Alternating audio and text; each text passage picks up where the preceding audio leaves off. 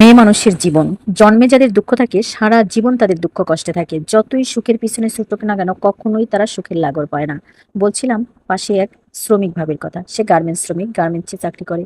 আপার কথাবার্তা খুবই ভালো, দেখতে শুনতে ভালো। তার ছোটবেলা খুব কষ্টে কাটছে। এই আপার নাম হচ্ছে কলি। কলি আপার বয়স যখন 1.5 বছর, তখন তার বাবা একটা বিয়ে করে নিয়ে আসছেন। কলি আপার মা এটা সইতে না পাইরা অভিমান করে চলে গেছেন কলি আপারে রাইখা।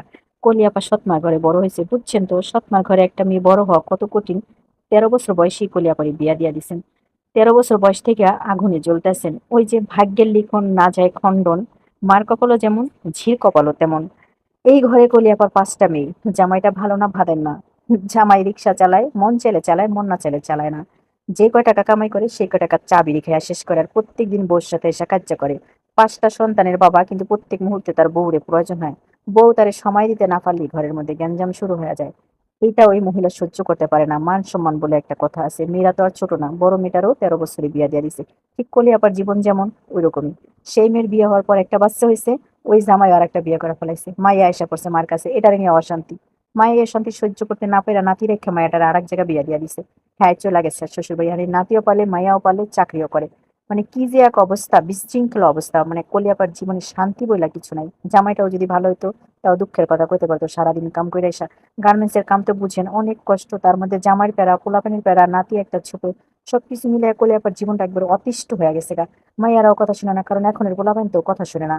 ভালোটারে ভালোই বুঝে না, মা যেটা বলে সেটা তো আর শুনে না। কিন্তু মা চলে গেলে না সব কিন্তু টুনির মতো সোজা যায়। আর মা ছাড়া মাইয়াকে মানুষ করা কঠিন। কলিয়াপা কথায় কথায় বলতো যে মা ছাড়া বড় হয়েছি, কি যে কষ্টের।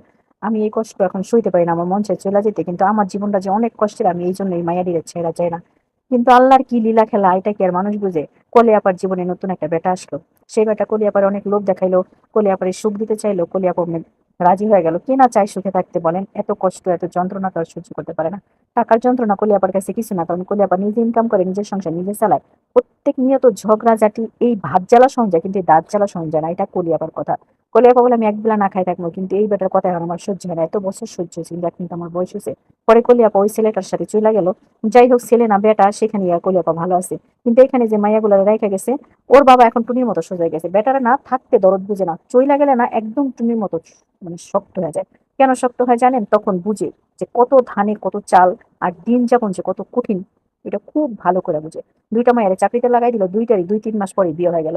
এখন ওই বেটা ঠিকঠাক মতো রিক্সা চালাইতেছে, 2টা মাইয়াও মানুষ করতেছে। এই মাইয়া দুইটাও এখন ঠিক কাজ করে খাইতেছে, ভালোই খাইতেছে। কিন্তু মা ছাড়া মাইয়াগো মানুষ করা কি এত কঠিন? এই সমাজ কি এত ভালো?